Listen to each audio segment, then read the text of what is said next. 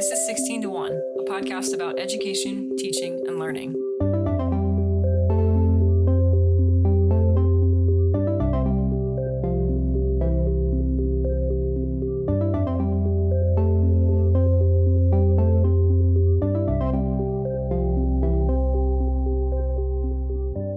Hello. I was doing an echo. I could tell. Oh, well, you didn't do an echo, so. Hello. I tried. It was better. Well, hi. How are you doing? Good. How are you? Oh, I'm okay. I'm feeling a little tired. I stayed up till like 5. Well, because I couldn't sleep. That's what because there's a global pandemic and everything is stressful. General doom. Yeah. But I mean, that's just like the new normal, right? There's nothing extraordinary about saying that we're tired of the pandemic anymore. Yeah. I keep reading, like, as we're preparing to go back to school, all of these parents on my Facebook, and they're like, I wish it would just go away. Same. I'm like, well, if that was an option, I would wish a lot harder. Wish. She's mad from out there. Yeah, the cat's not allowed to be in sticking her here. paw under the door. You can't see it. Aww. Oh, she's going like this. You're not allowed in here. You make a lot of noise and you jump on things. I'll give you some nip when we're done. Anyways. Anyway, yeah. So, okay, well, what have we been up to? What have we been... What have we done? We're having a yard sale? Yeah. We're combining houses. So I'm selling a bunch of random stuff because we have a lot of things. And then old things that I've just moved from house to house to house that I've lived in. I know. I think about that a lot. It's very depressing. So I'm trying really hard to engage in the life-altering magic of tidying up, or whatever it's called. Marie Kondo. I'm trying to only Isn't that her? Yeah. She's the, like, does it bring you joy lady? Yeah, which... Let's watch that. No, let's not. Oh, let's do it. No. Okay, that's on my list. I think it will cause me a lot of stress to watch that. I'm just saying. Yeah, I'm not the sort of person... I felt that way for a while, and you said you wanted to watch it, and I was like, no, well, I probably wanted it. to watch it because I was in the middle of packing up like 6 boxes of stuff to take to Goodwill, so yeah. But you don't feel that way anymore?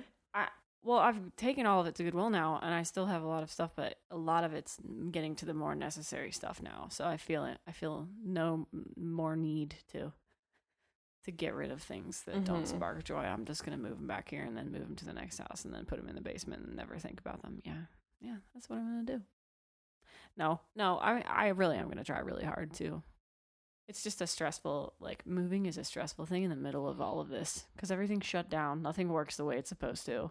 I like that you think it used to work properly. Well, good point. Great point. What else is going on? It's August. We're approaching the school year. Some schools have already started going back. And then immediately shutting down. And there's a lot of because of COVID. Coronavirus. Yeah. So we'll get there. But, so, yeah, maybe we should just cut this whole part since it's just not great. Welcome to the Doomcast. I like that we started this podcast in January and then literally all hell broke loose 2 months into it. And since then, we've just been like, well, things are still bad, folks. Thanks for listening. Thanks for the update. See you in 2 weeks. Yeah, I'm sorry about that. We try to keep it a little bit positive sometimes, but the state of things is not overall great in the U.S. So, oh well. Everything is awesome. Okay. I started singing that song last week. That's what's new with me. That is what is new with you. We haven't watched the Lego movie. Chelsea's never seen the Lego movie. No. But I started singing it ironically, and I just haven't stopped. Because why wasn't I singing it sooner? I've sung it about 37,000 times since last week. And usually only in really bad circumstances. When things are not, in fact, awesome, folks. Okay, so this week, though. Yeah, what are we talking about this week? I chose a topic this week. Good job. Congratulations. And it's only important because we're going to be talking about project-based learning, which I call PBL, which is important to know what we're talking about.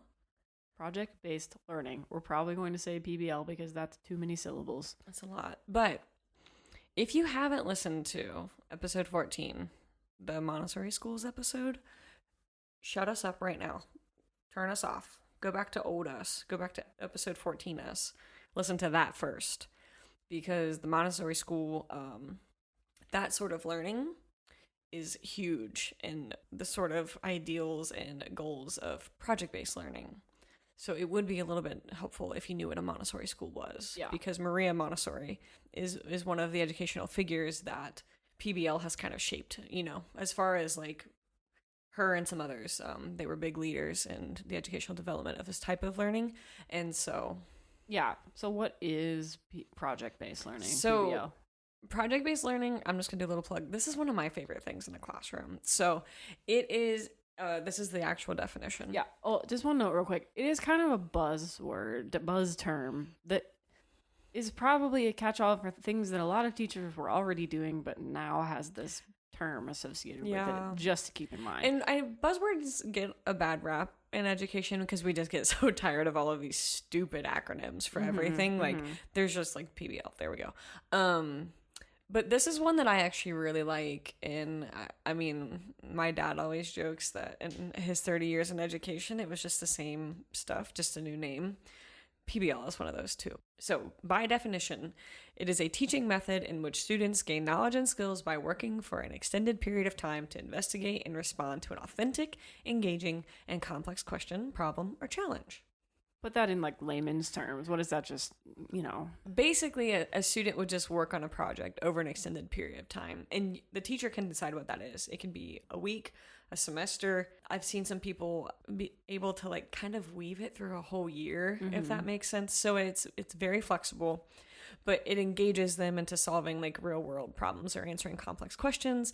And the most important part of it is that it demonstrates their knowledge and skills by creating an actual product or a presentation for someone to consume, whether that be their class, their teacher, their community, whatever it might be. So it's very open, I guess is what I would say, because it can take shape in a lot of ways. It can be as long as you can make it work like a unit for me, or it can be, We often, we talked about this with Montessori. You were talking about some of the crossovers there, but this methodology tends to be very student driven. It is. So there's a project or a sort of framework for a project given, but there are not hyper prescribed instructions for how to do things very often. It's like, this is kind of the end result you're going for, get yourself there, figure it out. And it does tend to, and it goes across disciplines a lot of times. Oh, it absolutely does.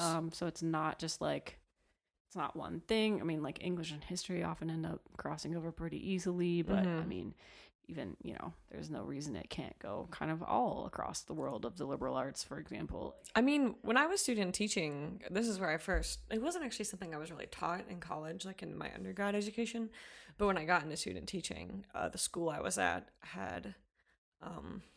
they had just had someone come in doing professional development and talk about it, and they were all about it. And so every single class, was all about PBL that year, which was great for me because I got to see a ton of it. But I think now thinking back on like my high school, so that was in 2012.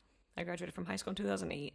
But I can remember things in middle school and high school that probably by definition would be considered project-based learning. But my teacher was never like, time for, Right. They're Wouldn't not you like, agree? it's time for project-based learning. But didn't you have projects that were definitely... I absolutely still remember. I mean, I would say probably most of what I do remember very distinctly from middle school and high school especially it would have been... You These could types of consider things. it project-based learning, right? Yeah. Right. So it has this name, right? But it has been and has looked like a lot of things over time. So... And isn't that just wild? Like, if the whole point of teaching people things is to help them remember it and then use that to engage in their lives, the proportion of non-project-based learning kind of knowledge acquisition stuff to PBL, I think the ratio is probably off in public schools right now. It is. Because the things I remember were sort of few and far between, because a lot of learning is just memorizing stuff. And I would say, I go back and forth on this just like briefly, but project-based learning is either easier to work into a classroom or 10 times harder. There's no in between. So I think that's also part of it, because for me in my class, it has been pretty easy to work in. Yeah. But I can't say that for every single. Yeah, I guess I would obviously. say I wouldn't criticize teachers for not doing every single lesson No, as a no. PBL type I don't. thing, because I do think the best ones, or at least the ones that I can remember as the best ones, definitely involved a ton of work and preparation and Yes. grading, just like all of those kinds of things. Oh, in it the takes realm me of PBL, 3 times as long to right. grade these. It takes forever because it's like we were talking about. There's not as much direction. So it's not somebody filling in bubbles on a Scantron paper. It's somebody's creative work that you have to evaluate somehow still, because we still have to give kids feedback on progress and accomplishment and achievement. So there still has to be some sort of kind of tangible like review process at the end of it. But you've got all these different kinds of projects, even for the same sort of PBL assignment, that don't end up looking the same. So it's just a ton more effort on the teacher's part. So and it takes work to grade them because you are looking for all kinds of things in every single submission. And it's differentiated, which is incredible for that reason. But that also means that a rubric probably will not fit every whatever submission, let's say. But that also means it's a lot of, I know this kid, they would have taken it this, like there's the implication of like, you have to know your students better, you really do, than you otherwise would. And so I really get into it, especially in the second half of the year, and I think a lot of that is because when I've tried to do it in the first half of the year, it didn't feel as successful, and that probably is a fair mix of time and effort, but also me not feeling confident in the grading to say, this is fair. So the history of it, will you tell us? Oh, is it my turn for history? You love telling the history of everything. I highlighted it for you and everything. Chelsea's History Corner. Here we go. Yeah, well, we're kind of preparing the show notes, and we were talking about some of the kind of leading figures of this idea that has become called project-based learning. And one of the big ones was actually John Dewey, which I studied a ton of John Dewey in grad school. So I went to Teachers College at Columbia University, and he taught at Teachers College. And apparently he was the most boring lecturer on the face of the earth. And he was there for 26 years. Yeah. Well, he was just apparently all this stuff about project-based learning and all this stuff about learning by doing and like other things. But he would teach his kids all this stuff supposedly, but he'd do it by lecturing and staring out a window to avoid making eye contact at people. He was a famously bad classroom teacher, which you got to take everything with a grain of salt. So not every educational theorist can perfectly put things into practice. But wait 1 second. Have everybody, if you're listening, Google John Dewey. Just look at his face. It all checks Problem out. solved. Yeah. So anyway, his general pedagogical approach is kind of this learning by doing thing. He thinks, is that a play on his name? Dewey. I don't know if you've heard of laboratory schools, but he was big into that kind of scene. But so he has this thing that's just sort of like teachers, and I do really strongly feel this is probably true about the best teachers, but teachers are not in schools, this is a quote from him, to impose certain ideas or to form certain habits in the child, but they're there as members of the community to select the influences which shall affect the child and to aim to assist him in properly responding to these. This kind of sounds like some of the Montessori stuff that we were talking about last night. Like a teacher is there not to pour ideas into your head, but to help direct your discovery about the world. I'm here for it. So he also has the thing about like education is not preparation for life, it is life. Teaching and learning, that is living. So this idea that school is somehow not real life, we need to break down that barrier, because we treat it as this weird sanctuary where kids are coming to just kind of experience stuff in a bubble, but it really is real life for students, even though it is, they're protected from some things in the world because they're developing, but it is it's also a way of being in the world. And I think he wanted to sort of break down some of the barriers that treats it as somehow less than real life just because it's a school and educational context. There's some other scholars that have associated PBL with Jean Piaget. Yeah. That was the one that was big in my undergrad. Yes. All Piaget all the time. I'm really surprised that I never really covered Piaget. Yeah, you said that, and I was like, that's where my undergrad was. But then I didn't really get as much Dewey as you did. The Dewey was huge because it was Columbia, but Piaget not as big because it wasn't, but I'm surprised because I did hear about Piaget Because afterward. he's Swiss. Because he's Swiss. I guess we don't like the Swiss. I don't know. So he's really big into kind of learning that doesn't focus on memorization. So there's what we were talking about earlier, there's a pretty important distinction. It's kind of like what I was saying. I don't remember the things I was supposed to just memorize. Well, I remember the project. Yeah. And the knowledge that came from them. I still would be if I was still taking tests. Thank God I don't anymore. But I was a horrible test taker. I was good at memorizing. Like I could do that regurgitation required to like match whatever. But I wasn't learning to learn. I was learning to memorize it. And so that's what I like, especially now as a teacher on the other side of things. I'm almost thankful for my experience as a really horrible test taker because I'm able to really easily be like, oh, I would have done horrible in this. This would have been so hard. And so that's why I use so much more PBL. And I tell my kids all the time, I'm like, I was horrible at tests. I had horrible test anxiety. I probably, had I had more PBL on some of these more challenging classes, I probably would have been able to get and earn a higher grade, but it just wasn't there. Mm-hmm. So I think that's what's so important is that they're showing the learning in tons of ways. And it's not just, did your pencil write down all the things that you memorized in the right order, whatever. Right. So there's a bunch of other theorists that kind of played into, again, what this becomes. I mean, I'm not going to read all of them, but there are a bunch of them. We'll put them in the show notes. But like you mentioned, Marina Montessori is kind of a big figure in this type of approach. He's an educational scholar, Thomas Markham. He describes PBL as it integrates knowing and doing. Students learn knowledge and elements of the core curriculum, but will also apply what they know to solve authentic problems and produce results that matter. And I highlighted authentic in this sentence because that's the important part. Yeah, that's to me what's so important is that testing, rote memorization, none of that is authentic because you're doing it for the sake of itself. Yeah. I mean, if you're a particularly enlightened and cheeky, precocious little student, you might be like, well, I'm doing this for the sake of my own learning and enlightenment. None of them say that. But they don't, and that's not how little brains work. And it's so much more exciting to work on an authentic problem than it is to take a test. One of my favorite project-based learning things was in English class in high school. We read Jude the Obscure.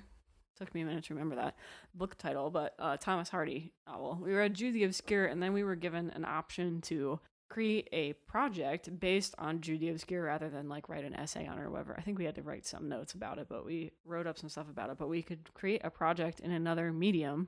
So some people chose visual arts. I wrote a piece of music, which was the first time, and it had to kind of connect to the themes. You had to explain how it connected to the themes of Jude the Obscure, so you couldn't just do any old thing, but you had to kind of internalize the themes of Jude the Obscure, think about them enough to turn them out into another piece of artwork that has never existed before. So it's completely authentic.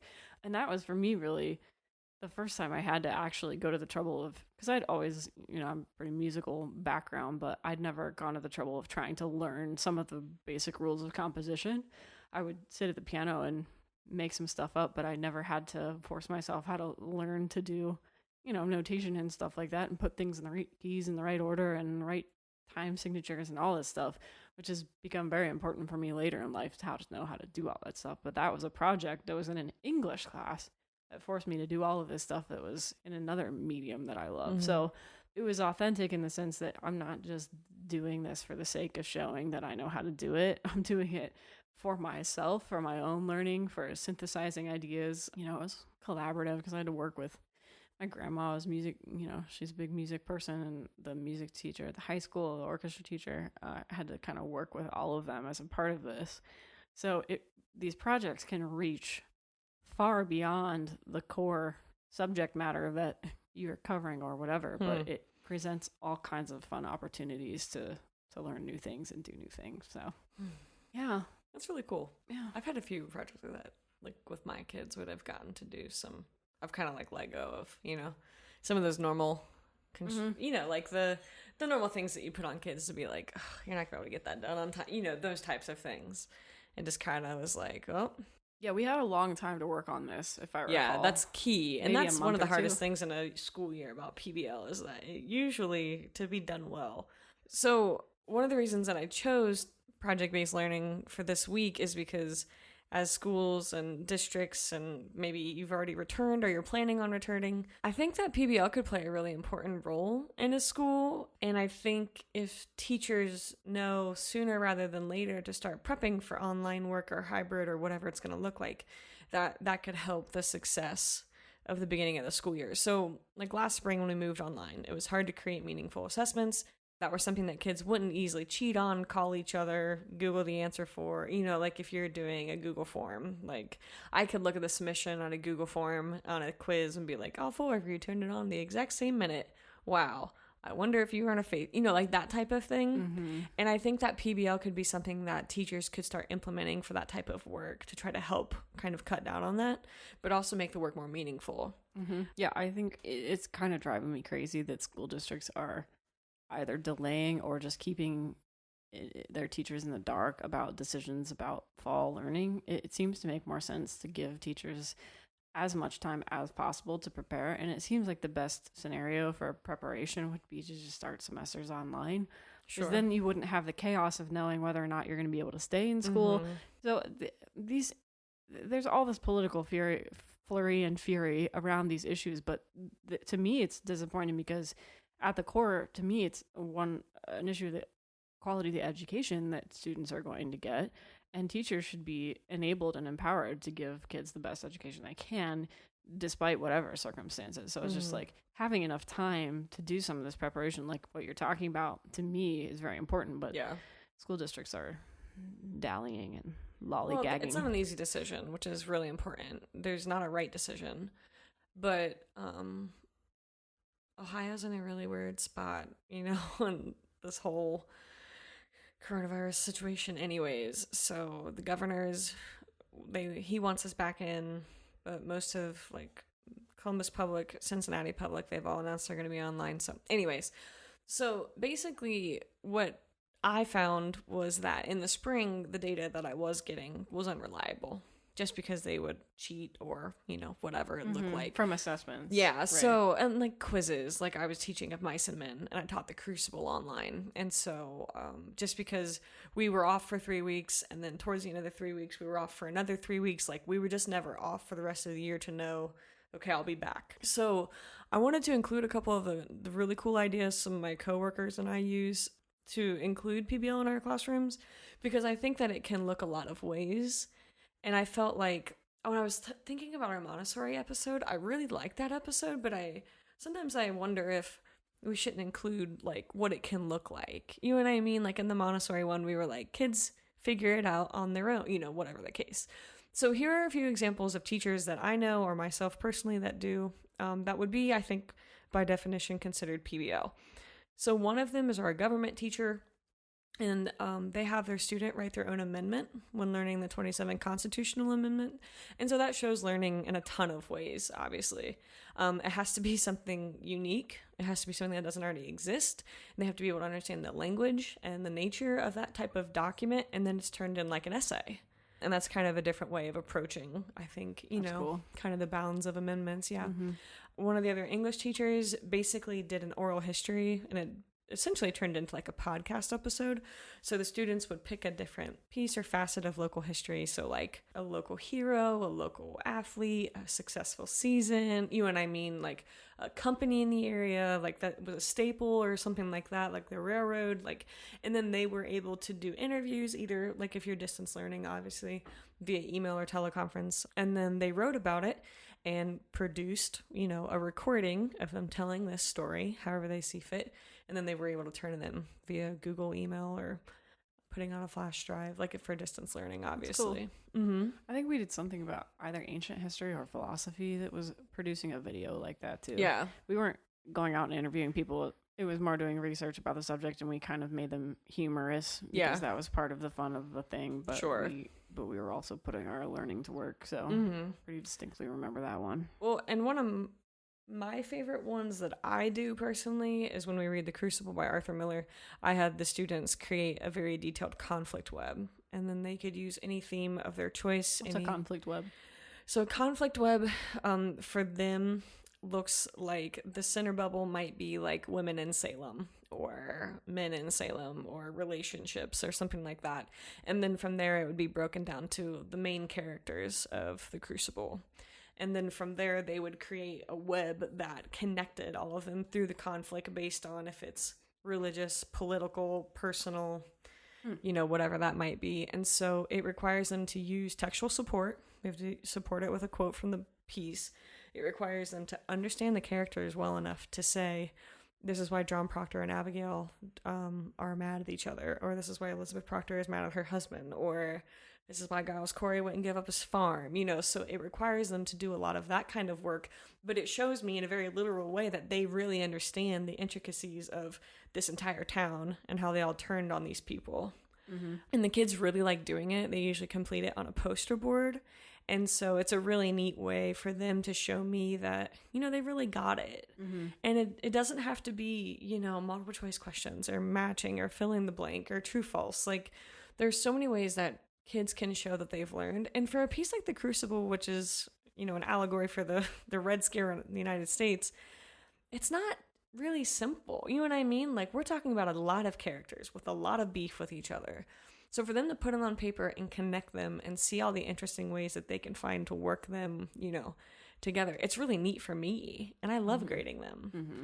So I think that's maybe the best one that I do in my class, at least. And those are just a few examples. Like, I know 2 of them are English, but the oral history one could obviously be a social studies class.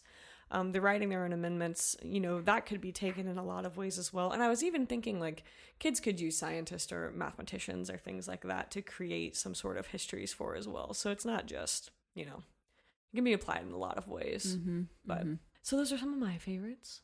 So if we're considering like hybrid and remote learning, so for me right now, my biggest problem is that I usually start the year off with Julius Caesar by Shakespeare, which is a fan favorite, if you can imagine, in September. But I don't know what that would look like if I'm remote. And I'm having a really hard time imagining not being with my kids every day trying to read Shakespeare. Mm-hmm. And so that's been something that's been pretty heavy recently, is like, what is this going to look like? And so I'm trying to come up with some sort of PBL that I could use rather than a Google form or something like that as a way. I haven't gotten it yet, but I'll get there.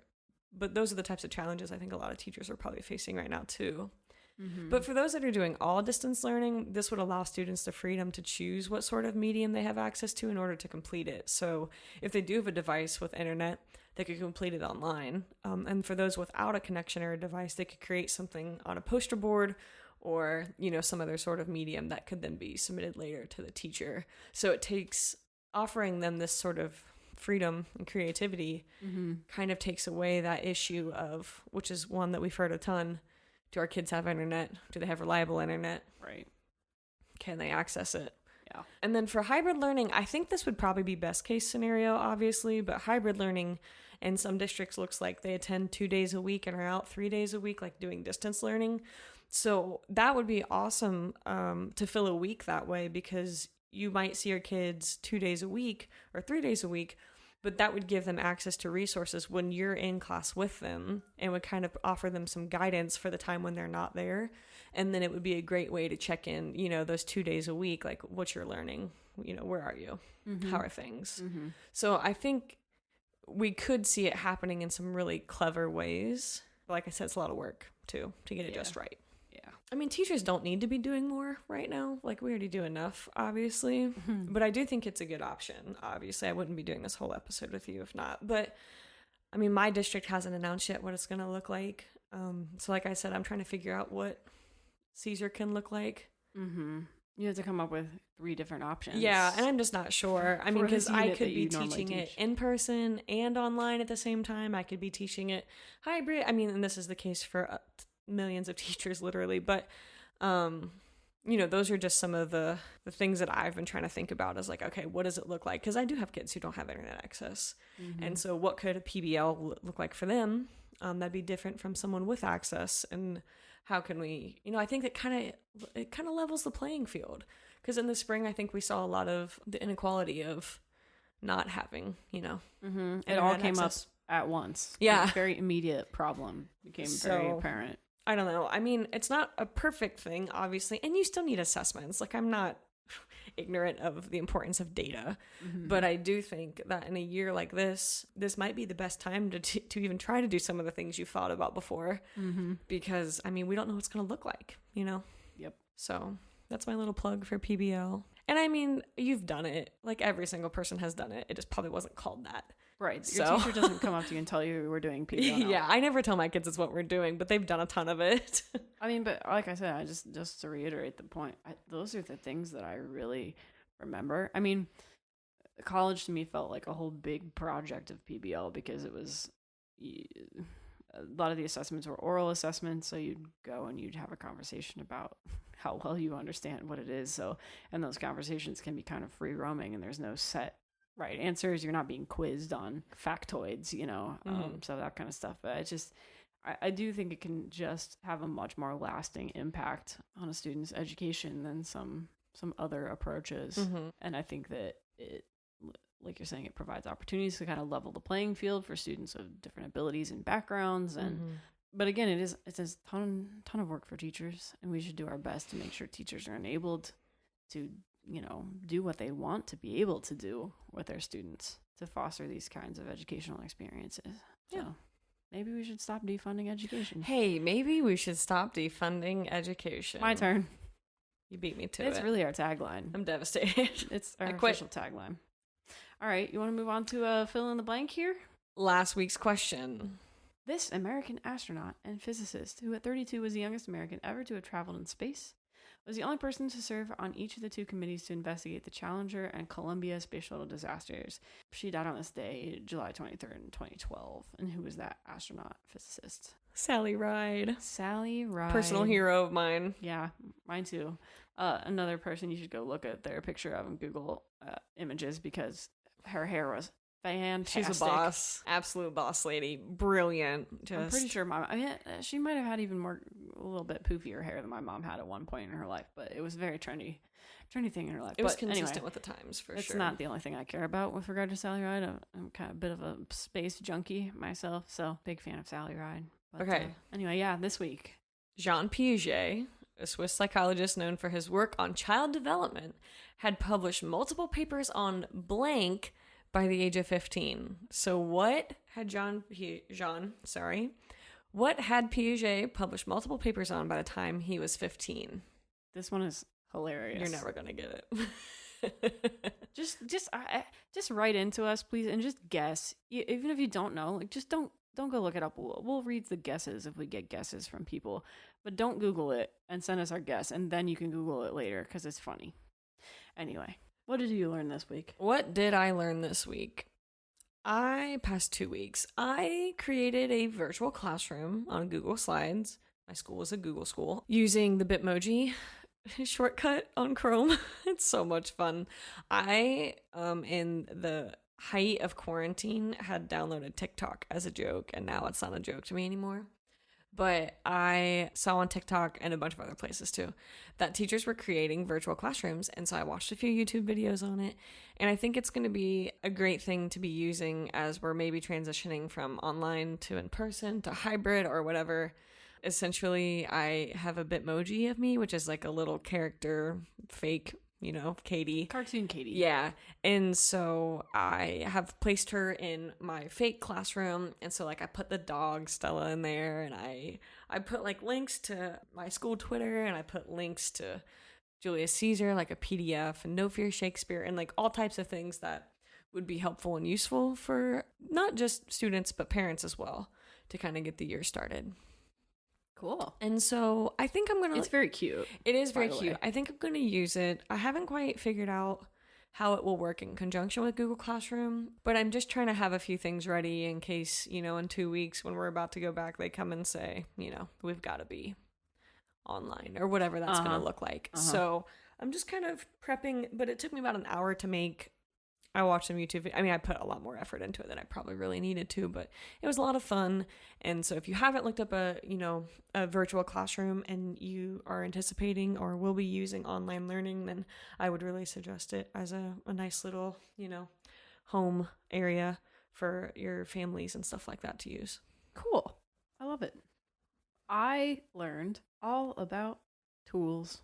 I learned about the differences between table saws, miter saws, jigsaws, circular saws, which I already knew about. I knew what a circular saw was, and I guess a jigsaw, I have that one too. But I'm trying to get into some crafting, and a friend of mine recommended that I go watch this guy named Steve Ramsey on YouTube, because he does all these beginner woodworking videos, and he'll tell you kind of the basic tools that you need to have in your shop to get started.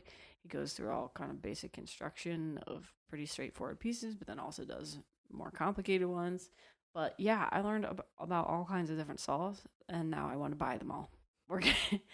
I want to have a shop in the garage or the basement or somewhere, so I can make everything instead of buying it from IKEA. That's my goal, really. Long-term goal. Don't buy any more flat pack furniture. Just build it yourself.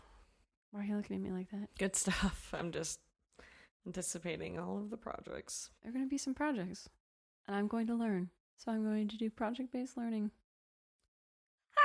I quit this podcast. I quit this podcast. Okay.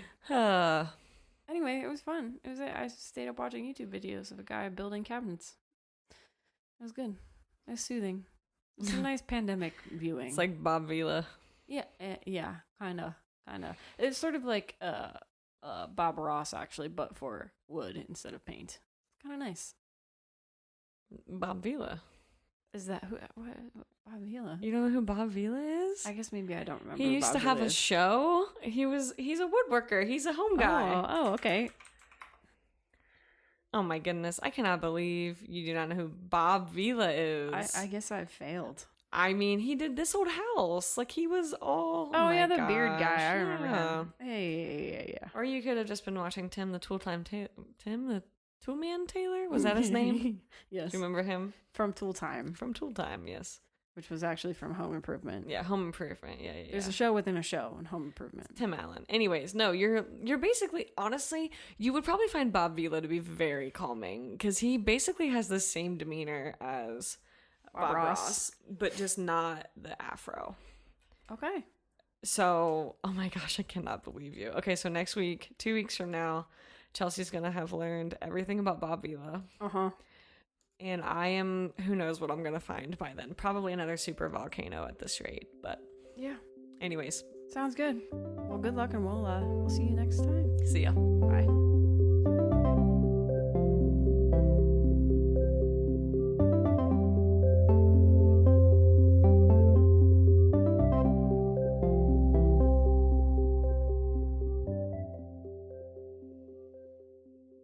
Hey listeners, thanks for supporting 16 to 1. We're trying to grow our audience, so please check us out at 16to1.com, all spelled out, and tell your friends about the show.